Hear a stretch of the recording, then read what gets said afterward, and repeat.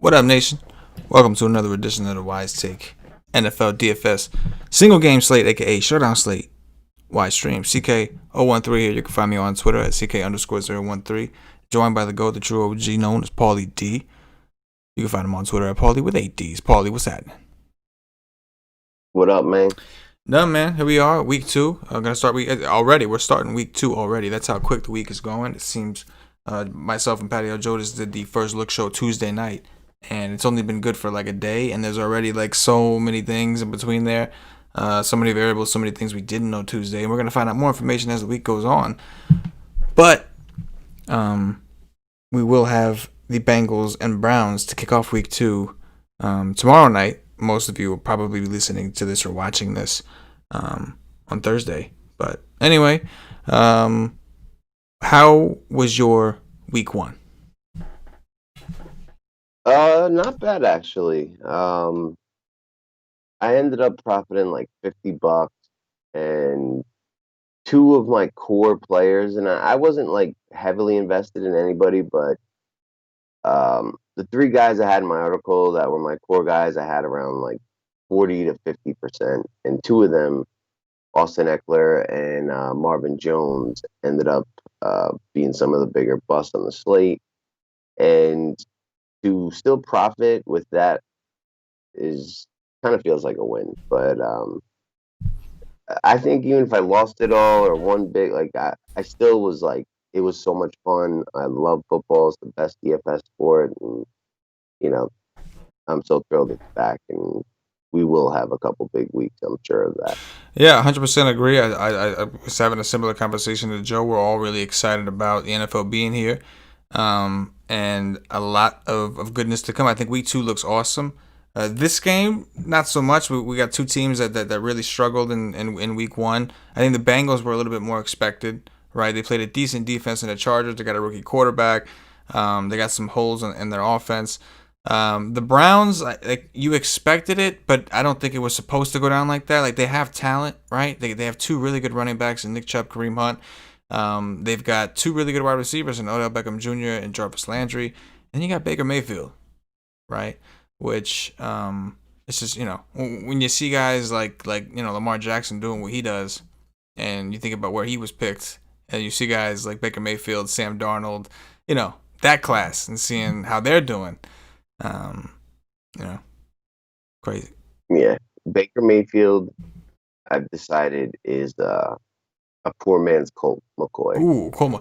I always kind of felt like, and again, I think I said this must have been the first look with Joe on week 1, but he kind of and it's definitely the Browns uniform that makes me feel this way. But he reminds me of Johnny Manziel, and maybe that's a diss to Manziel because Manziel was a little more of a playmaker, it seems. But just similar, it's a similar situation, right? Like obviously we're hoping that Baker doesn't go down that route with Manziel kind of went off the deep end, but a lot of talk, a lot of expectation, and just not a ton of delivery. And I don't want to judge him too early. I mean, he is still a very young quarterback, and he's got a new coach, new offense to learn. He's dealing with a couple pre-dominant wide receivers and Landry and Odell. Everybody on him to get him the ball, and he's trying to learn this shit on the go. And it's not. I mean, his division is tough, right? You got the Steelers defense you're playing, you got the Ravens defense you're playing. So I don't want to rag on him too hard, and maybe it's a little early, but I do agree with you that in the meantime, it seems difficult to really be interested in his services and what we do. You know what I mean? Just not interested in your services, bro. But is it possible that on a 1-game slate, we can muster up the courage to give it a shot? We've got the Bengals, Browns, 43.5 total, down from 44.5. Browns currently favored by 6. Paulie, talk to me about what you like here. So I do think that this game shoots out. I think we have two bad defenses and talented offenses, with upside capabilities. And when you mix the two, to me, it leads to scoring. Now, in week 1, they were both kind of middle of the pack in terms of pace. Cincinnati was like just in like the bottom of the top 10, like 9 or 10, and Cleveland was like 4 or 5 slots below them, like 15, 16. So average in terms of pace, but not, not super slow.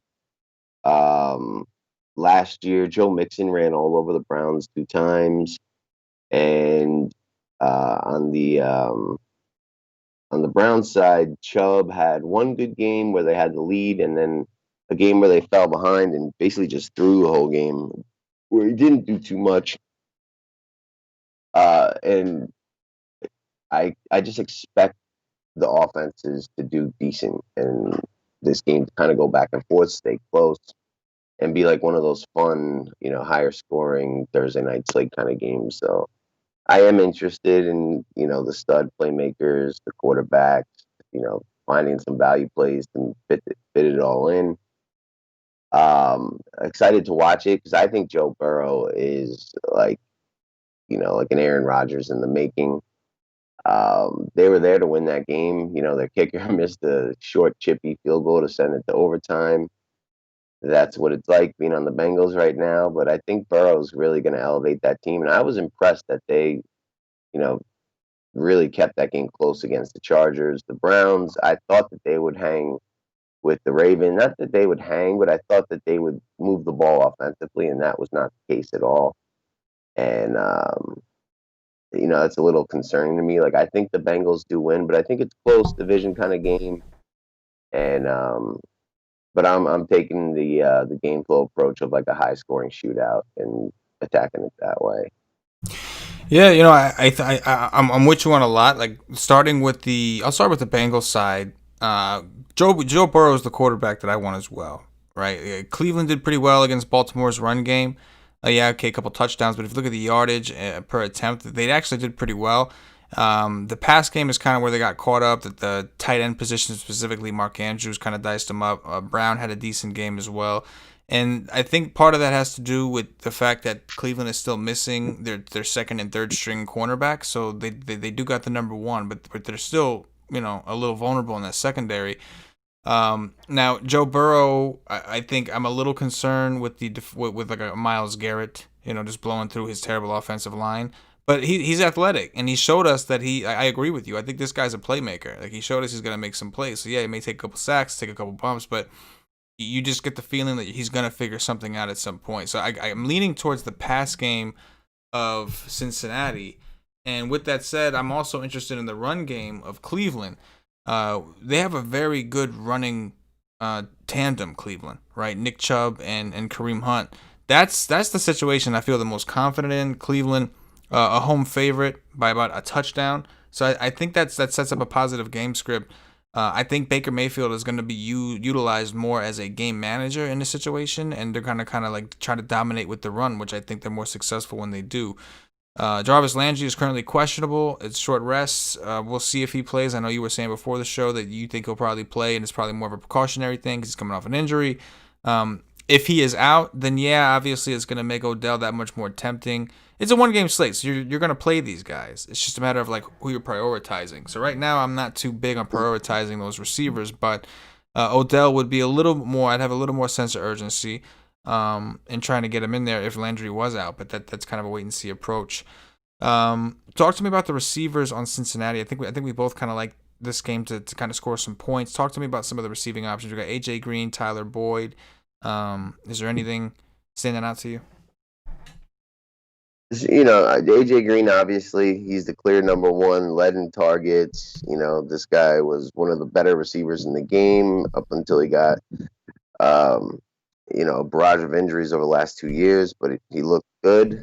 He got like 9 targets, caught a bunch of them, 60 yards or so. And, they played a team with a really good secondary. And then, John Ross, I think, is the kind of the lower owned, sneaky upside kind of guy. I mean, I don't know how sneaky he'll be on this slate, but like the volume, pretty much him and Boyd got around the same, like 5-ish, 6-ish targets. And Ross has that home run hitting upside that, you said that they're missing their second and third string corners.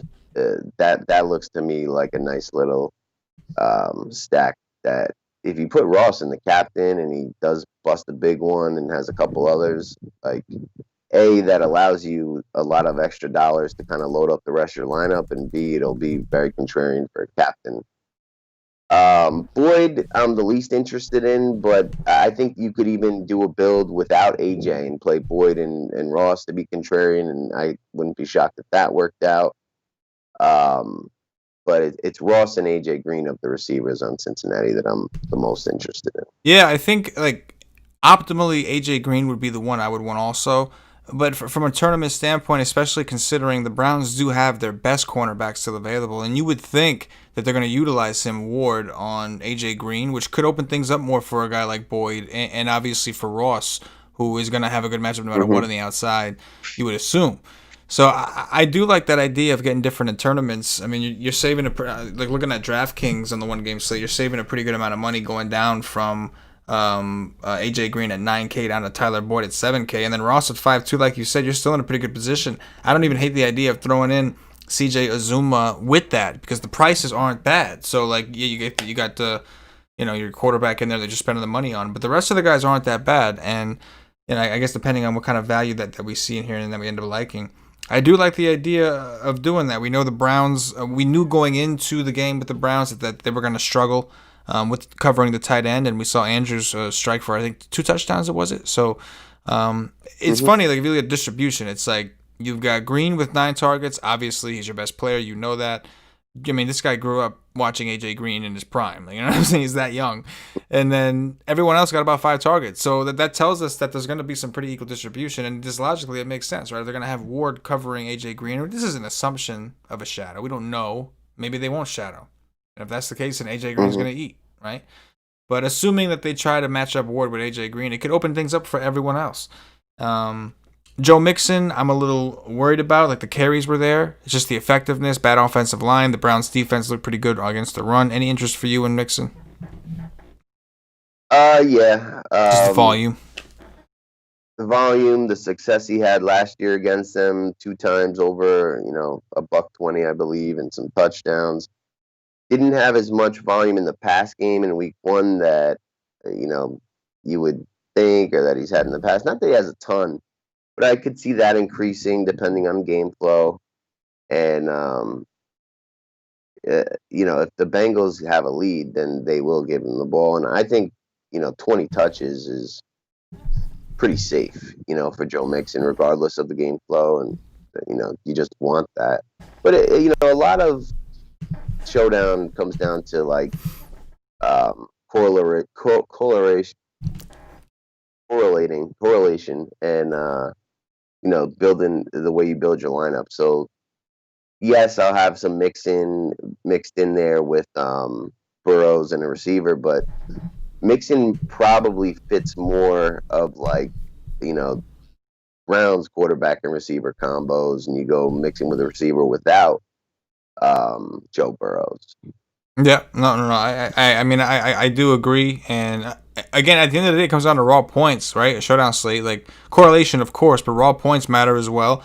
And there is a world where this game does, you do need Joe Burrow in there because of raw points, and then Mixon does well enough where you need him. And based off volume, the probability of him being one of those guys seems fairly high. So I'm good with it. I do favor the Cleveland running backs a little bit more, but we still have to pick or decide what we're doing between Nick Chubb, Kareem Hunt, and I'm curious to hear your thoughts on how if Landry's status would affect that. We'll start with the running game first of Cleveland. Who do you think you're more interested in, Chubb or Hunt? So both of them, it totally comes down to the build and the game script. Like we saw Chubb out carry and out, target Chubb in week 1, but that's because they were trailing the entire game. And I think you're going to see that most of the way this season, where when they fall behind, you're going to see Chubb kind of fade away in the games, and you're going to see Hunt kind of take over. So it's like Hunt makes a lot of sense with Burrows plus receivers without Mixon.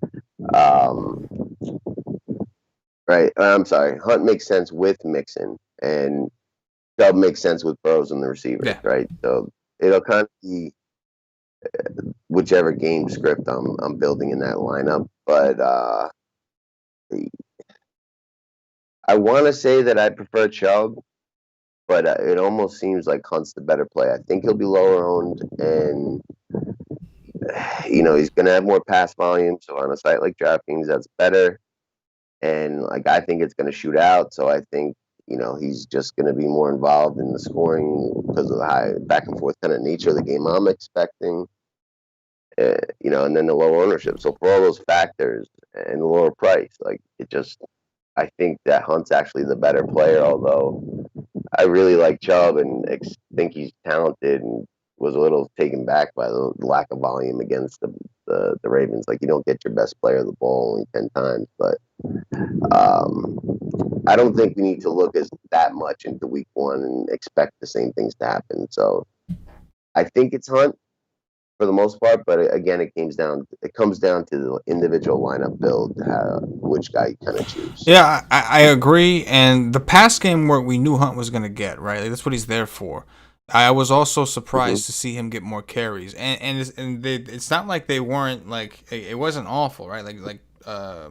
Chubb was averaging 6 yards a carry, right? Hunt was I think 13 carries, 72 yards, so they were effective on the ground. It's just like you said, the game script, they were just trailing. So I think the only reason Hunt got more actual carries is because he was on the field. They were doing hurry ups, no huddles, and he was on the field. And so whatever they called, they just kind of went with. No time for personnel changes. You don't want the Ravens to know what you're doing, and you want the option to audible into a pass whenever you feel necessary. So I agree with you. I think we could see a little bit of different script. It does seem like Kareem Hunt has a little bit of a higher floor because on DraftKings, a PPR site, because of his expected targets. But Chubb, we know has big upside, and I think exactly what you said is all about what you think when you're building this team and trying to tell that story of how the game is going. Depending on how you think that story is going for that team is going to depend on which running back you are playing that given day. Austin Hooper is 6. I'm sorry, go ahead. Would you put both in the same lineup? In a certain, I guess in a certain build, right? Like I could see a world working that way if I'm thinking like really low scoring. Both defenses are playing kind of well, but obviously the Browns defense is really the one playing well, and the Browns have to win this game, so they just say fuck it, we're just gonna run the ball down their throat, and because like once you get in the red zone, all bets are off, right? They'll try anything, and try throwing it to the running back, trying to run it in, try to get sneaky. So I think it would take me maybe like the 20th team to try something like that, like it would take me a few to come to that result, but that's only because you and I have a different take for what we think the game's going to go. But for our specific scripts that we're thinking more competitive, I don't think that I would. I think it's more like a hedge life. Yeah.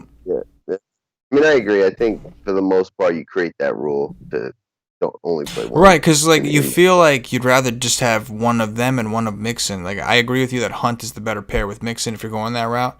Because you're just assuming that Cincinnati's playing from like ahead more or less, and Browns playing catch up. I agree with that pairing, but even if I was playing Chubb, if I wanted a second running back, I think I would just go with Mixon for the volume because at least the same reason you like Mixon, that volume's coming, like they're giving him the ball. On the passing side for Cleveland, we've got Austin Hooper at 6,800. We know that Njoku is now on the IR, so it looks like he should have should enjoy pretty good number of reps. And then, of course, Landry is questionable, so maybe he steps into a little bit of a bigger role. The matchup against Cincinnati, I think, is decent. Hunter Henry did not have that bad of a game. They didn't really connect a ton, but Tyrod kind of looked off, so it's hard to gauge. It's only been 1 week anyway, but a little hard to gauge. Curious to hear your thoughts on the Cleveland passing game. So, yeah, I do like Austin Hooper. Low price, probably going to be the lowest of the three kind of obvious receiving options for Mayfield. And I thought Hunter had a good game, 5 catches. I think it was like 75, 78 yards or something like that. Just didn't get in the end zone. And but we know that Tyrod, like when he was on the Bills, the leading receiver was the tight end, and like I expect that relationship to just grow and continue. And I don't think the Bengals guard the tight end very well at all. So I do like Hooper.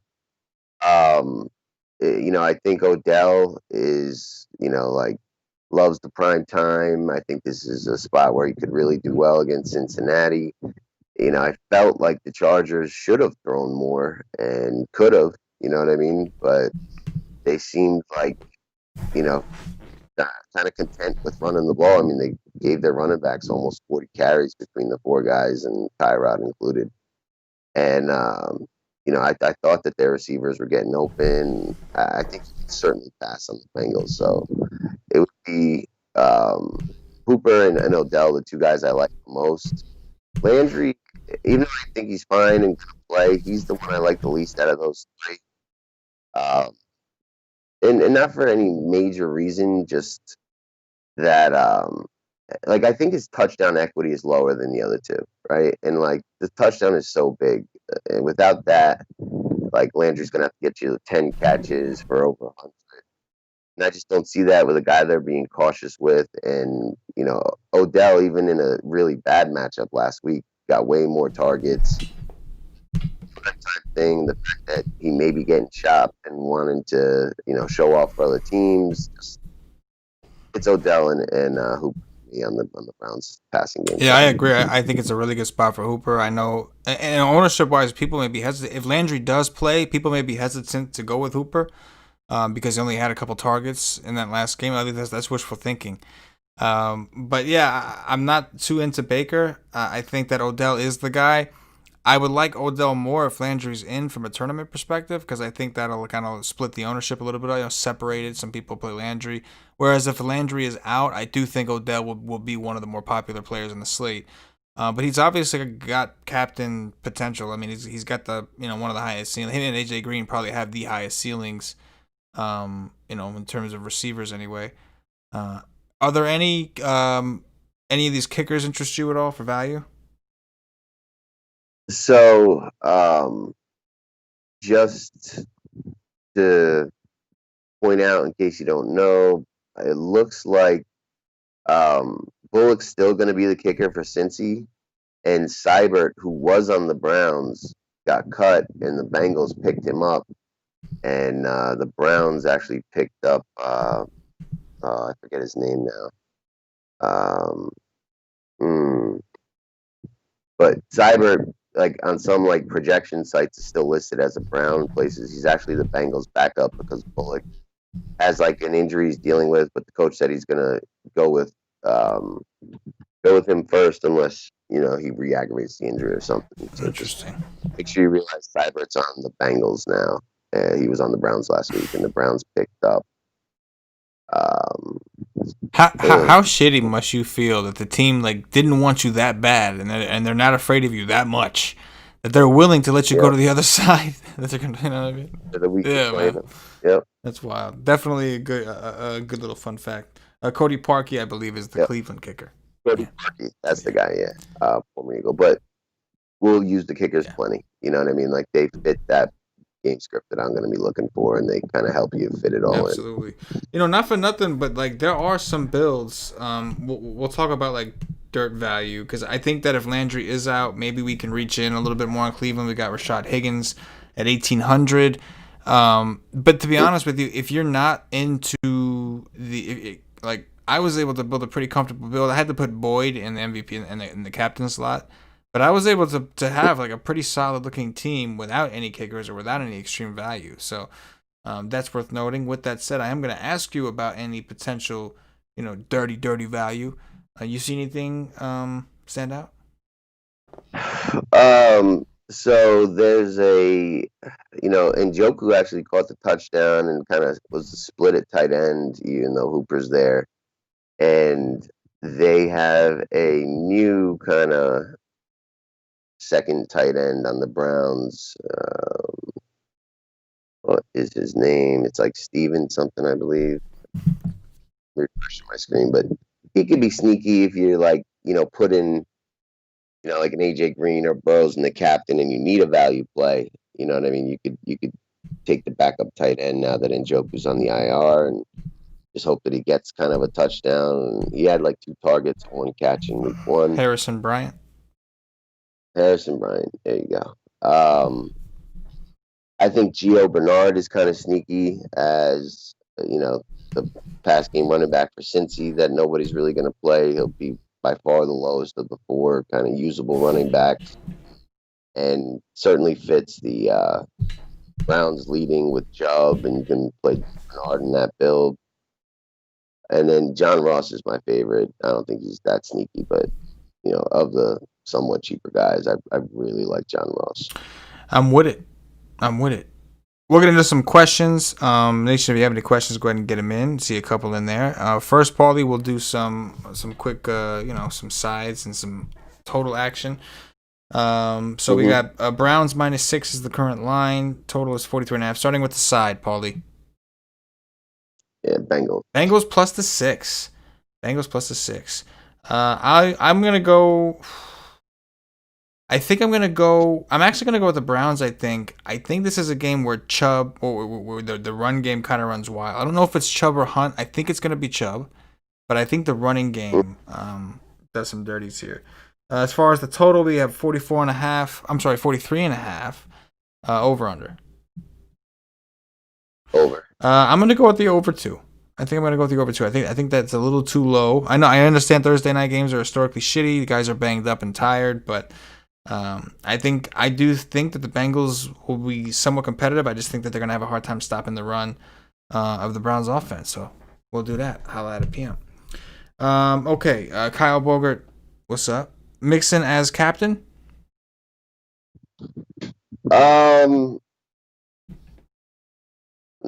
Minimally, like, if you built 20 teams, I think, sure, 2 or 3, but it's pricey, so it forces you into a little bit of a uglier build, and I just really doubt that he's the highest scoring player in a high scoring game. Yeah, I agree. The game script just seems like, it could certainly happen. It's just from a ceiling perspective, you feel like he could do well, but is he going to be the highest scorer, deserving of the captain spot? That is the question. Let's see what else we got here. Travis Duarte is stacking both together, not a great option. Not sure, Travis, which part of the show you asked that question at. So repeat the question and I'll try to hit you up with it. The 2 running backs. Oh, okay. Okay, yeah, so we did hit on that.